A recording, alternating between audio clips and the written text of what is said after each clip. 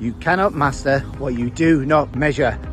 Now, if you want to lose weight, there's a few things that you're going to have to measure so that you can master the art of losing weight. And they are going to be how much food you're eating and how much movement you're doing, how well you're sleeping, how much water you're drinking. They're generally the basics.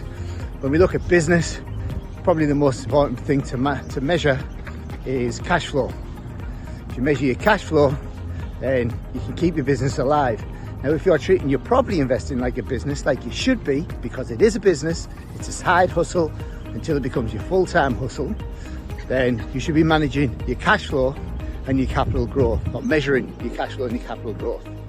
Once you know them two things and you're measuring them on a 6 monthly basis, then you can do what's called an opportunity cost analysis on the cash in that deal to see if you're getting the return on investment that you deserve, so that your money's working hard for you.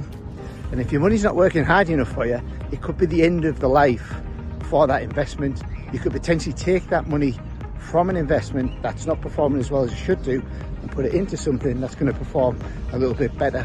Whether that's going to give you more cash flow, more capital growth, depends where you're at your journey of property investing. Nobody's path is the same, everybody's unique, and you need to know why you want to invest and what the outcome is from your investing to make sure that you're on the right path. So you cannot master what you do not measure.